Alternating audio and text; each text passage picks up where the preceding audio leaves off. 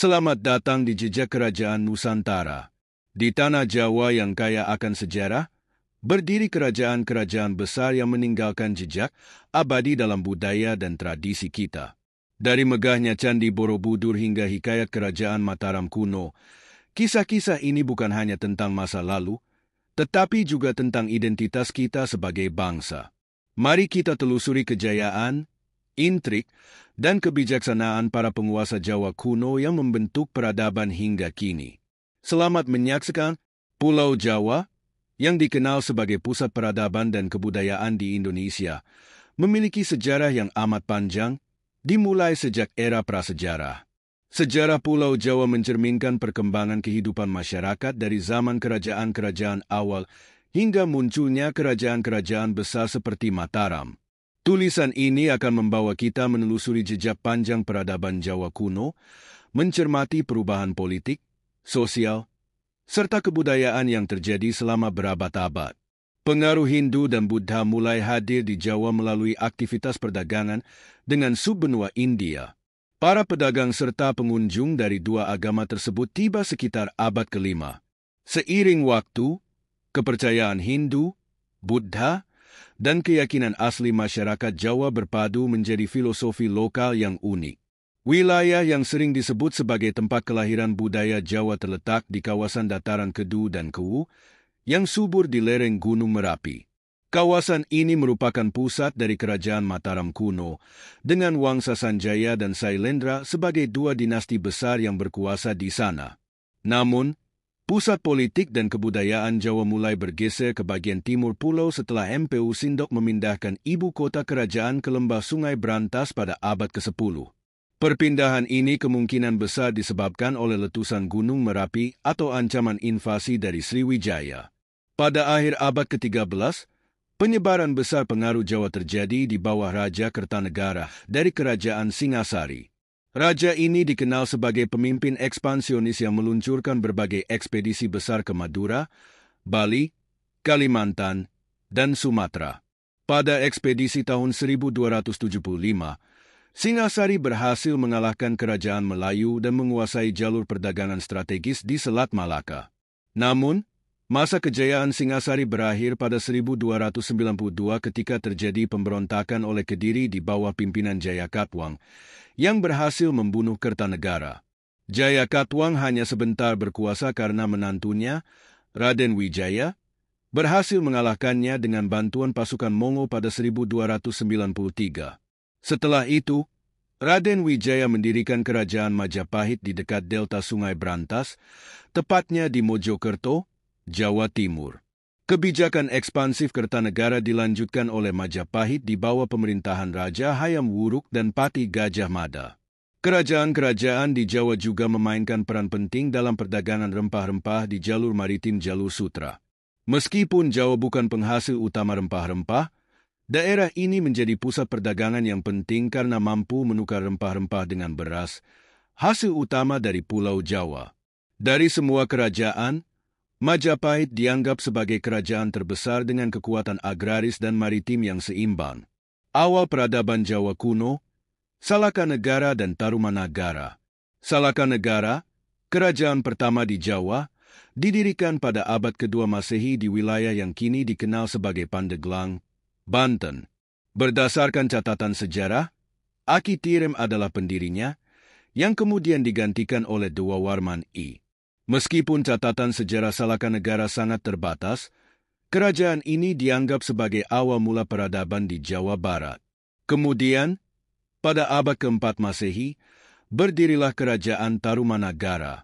Salah satu raja terkenalnya adalah Purnawarman, yang memerintah pada abad ke-5. Berbagai prasasti seperti Prasasti Tugu dan Prasasti Ciaruteun menunjukkan kemajuan teknologi dan administrasi Tarumanagara, termasuk pembangunan kanal irigasi yang inovatif.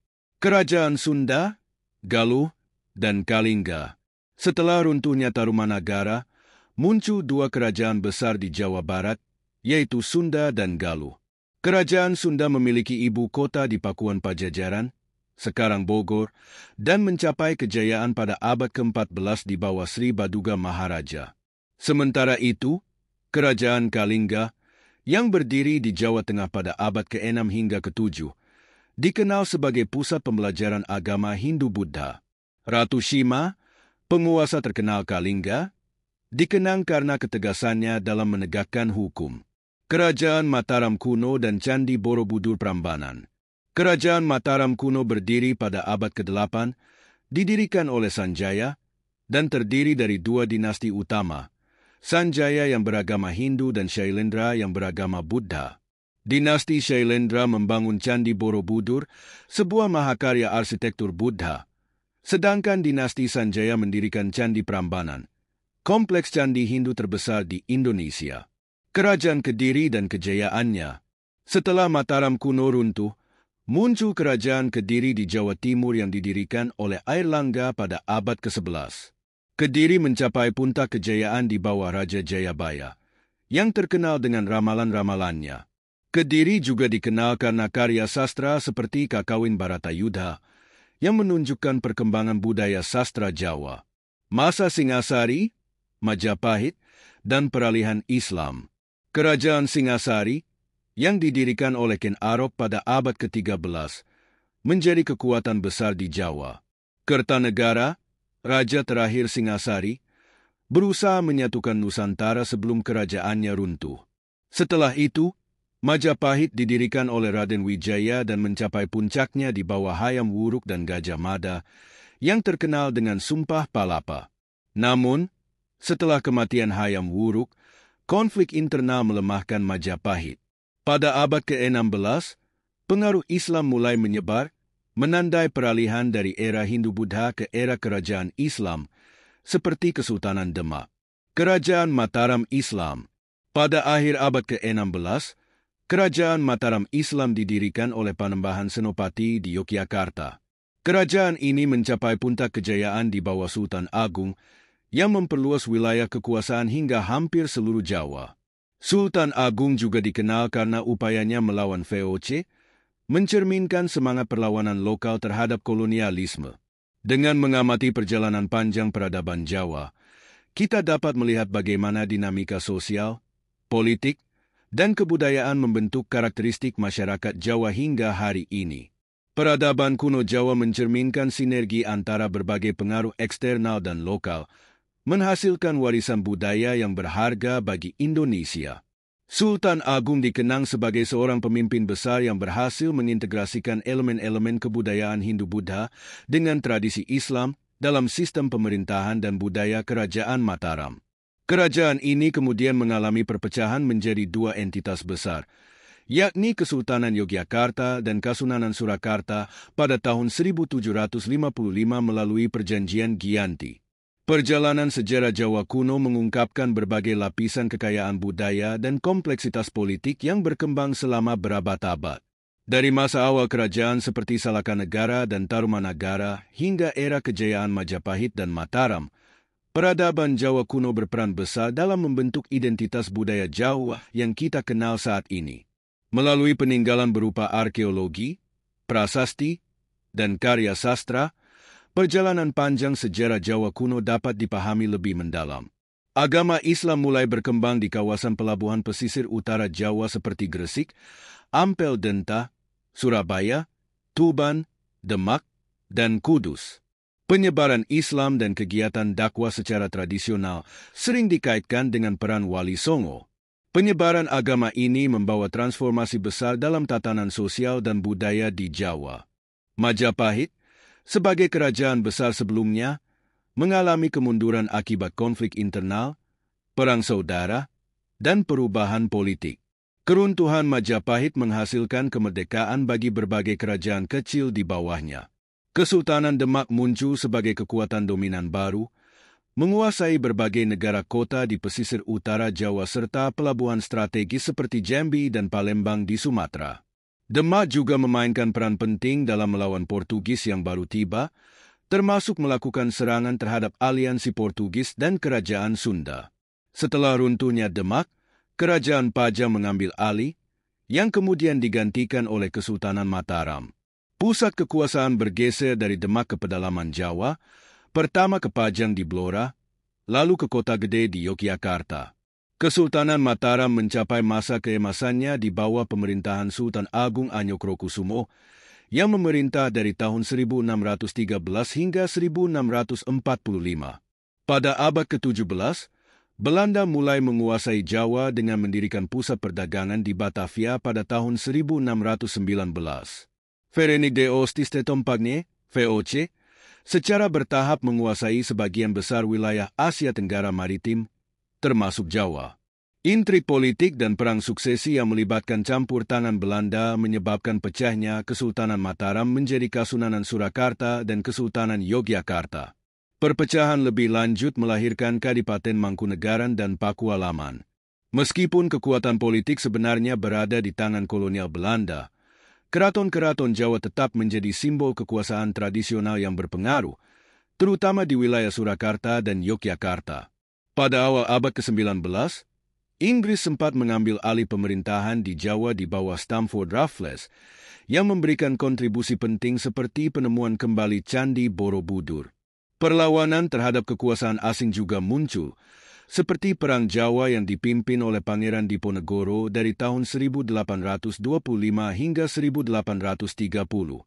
Jawa juga berada di bawah pendudukan Jepang selama Perang Dunia II sebelum akhirnya menjadi bagian dari Republik Indonesia yang merdeka pada tahun 1945. Setelah kemerdekaan Indonesia diproklamasikan, para pemimpin monarki di Jawa, termasuk Sunan Surakarta, Sultan Yogyakarta, dan Pangeran Mangkunegara, menyatakan dukungannya terhadap Republik Indonesia. Yogyakarta dan Pakualaman bergabung menjadi Daerah Istimewa Yogyakarta, dengan Sultan sebagai gubernur dan Pakualaman sebagai wakilnya. Sementara itu, Surakarta, yang awalnya memiliki status istimewa, menjadi bagian dari Provinsi Jawa Tengah akibat situasi politik yang tidak stabil. Budaya Jawa menekankan harmoni, kesederhanaan, dan kesopanan. Tradisi ini tidak hanya berkembang di Jawa Tengah, Yogyakarta, dan Jawa Timur, tetapi juga menyebar ke daerah-daerah perantauan seperti Jakarta, Sumatera, dan bahkan ke Suriname. Wayang kulit, keris, batik, dan gamelan menjadi warisan budaya Jawa yang dikenal luas, bahkan hingga ke mancanegara. Seni gamelan, misalnya, telah diajarkan di universitas-universitas internasional dan diakui sebagai bagian dari warisan budaya dunia. Karya sastra seperti Nagara Kertagama diakui UNESCO sebagai memori dunia. Majapahit, sebagai salah satu kerajaan besar Jawa, juga meninggalkan pengaruh budaya yang signifikan hingga ke luar Nusantara, termasuk Sumatera, Singapura, dan Thailand Selatan. Pulau Jawa yang dikenal sebagai salah satu kawasan yang kaya akan warisan budaya dan sejarah.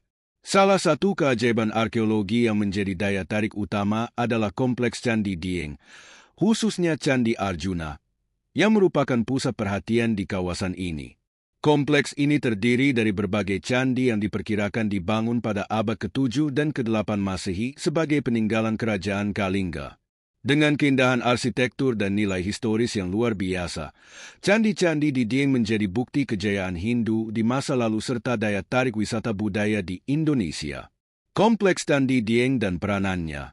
Candi Arjuna, sebagai candi utama di Kompleks Candi Dieng, merupakan simbol kebesaran kerajaan Hindu yang pernah berjaya di Jawa. Arsitekturnya yang indah menggambarkan ketinggian seni dan budaya masyarakat pada masa itu. Relief yang terpahat pada dinding candi bercerita tentang kisah-kisah kuno, termasuk kepercayaan dan pandangan hidup masyarakat Hindu. Selain itu, keberadaan Candi Arjuna menegaskan pentingnya Dieng sebagai pusat spiritual pada masa lampau. Selain Candi Arjuna, kompleks ini juga mencakup beberapa candi lain yang tak kalah menarik, seperti Candi Semar, Candi Srikandi, Candi Untadewa, Candi Sembadra, Candi Bima, Candi Dwarawati, dan Candi Gatotkaca. Setiap candi memiliki ciri khas tersendiri yang mencerminkan gaya arsitektur Hindu kuno. Misalnya, relief-relief dewa-dewi Hindu yang menghiasi dinding candi menunjukkan pengaruh keagamaan yang kuat, sementara ukiran-ukiran khas di berbagai bagian candi mencerminkan keterampilan seni masyarakat pada masa itu. Ondho Budho, jejak tangga batu kuno. Selain candi-candi yang menjadi inti dari kompleks Candi Dieng, daerah ini juga menyimpan peninggalan lain yang menarik, seperti Ondo Budho. Tangga batu ini ditemukan di perbukitan Sikunang dan Sipandu, yang berada di sekitar kawasan Dieng. Ondo Budho di Sikunang masih terlihat utuh, sedangkan di Sipandu sebagian besar temuannya sudah terlepas. Tangga ini menunjukkan bagaimana masyarakat kuno membangun infrastruktur yang terintegrasi dengan lingkungan alam. Keberadaan Ondo Budho juga memperkuat hipotesis bahwa Dieng adalah tempat suci yang kerap dikunjungi untuk keperluan upacara keagamaan. Hubungan dengan sejarah peradaban Jawa kuno. Keberadaan kompleks Candi Dieng memperkaya narasi tentang peradaban Jawa kuno, sebagaimana yang terlihat dalam peninggalan-peninggalan lain seperti kerajaan-kerajaan awal di Jawa, termasuk Salakanegara, Tarumanagara, dan Majapahit. Kerajaan Kalingga, yang diperkirakan sebagai pendiri candi-candi di Dieng, merupakan bagian penting dari sejarah ini. Sebagai salah satu kerajaan Hindu awal di Jawa, Kalingga memiliki pengaruh besar dalam menyebarkan budaya dan kepercayaan Hindu di Nusantara. Sama seperti kompleks candi lainnya di Jawa, seperti Candi Prambanan atau Borobudur, Candi Dieng mencerminkan keterampilan teknik dan artistik masyarakat kuno. Pembangunan candi-candi ini membutuhkan keahlian arsitektur yang tinggi dan organisasi sosial yang kuat, yang menunjukkan kompleksitas politik dan budaya pada masa itu. Selain itu, keberadaan prasasti dan relief di candi-candi ini memberikan wawasan mendalam tentang kehidupan masyarakat kuno, termasuk sistem keagamaan, hubungan sosial, dan kebudayaan mereka. Peran Dieng dalam penyebaran agama Hindu. Sebagai pusat spiritual, Dieng memiliki peran penting dalam penyebaran agama Hindu di Jawa. Candi-candi di Dieng tidak hanya berfungsi sebagai tempat ibadah, tetapi juga sebagai pusat pendidikan dan kebudayaan.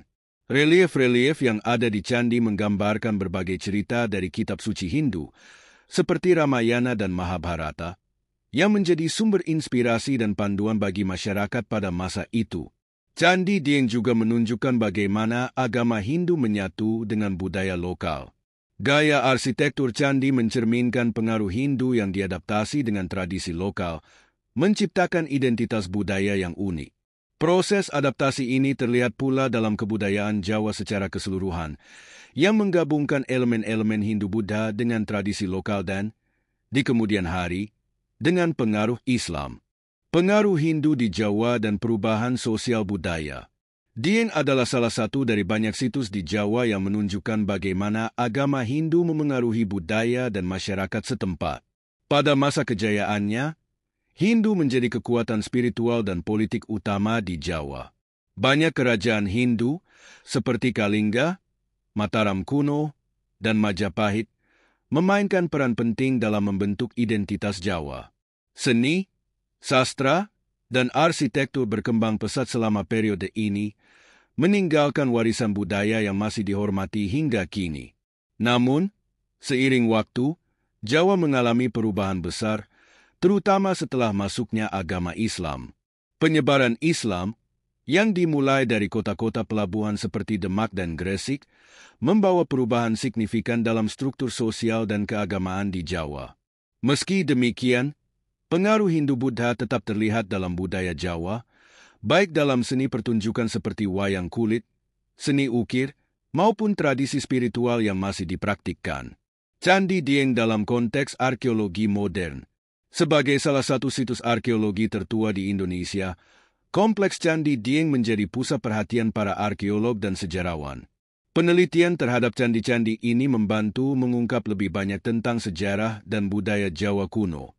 Peninggalan seperti prasasti dan artefak lainnya memberikan informasi berharga tentang kehidupan masyarakat pada masa itu, termasuk sistem keagamaan, perdagangan, dan hubungan internasional. Selain itu, kompleks ini juga menjadi destinasi wisata budaya yang penting. Wisatawan dari berbagai daerah dan negara datang ke Dieng untuk menikmati keindahan candi dan belajar tentang sejarahnya. Upaya konservasi terus dilakukan untuk melestarikan candi-candi ini, termasuk melalui kerjasama dengan pemerintah dan komunitas lokal.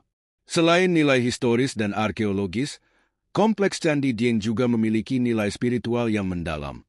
Dieng, yang berarti tempat tinggal para dewa, dianggap sebagai tempat suci oleh masyarakat Hindu kuno.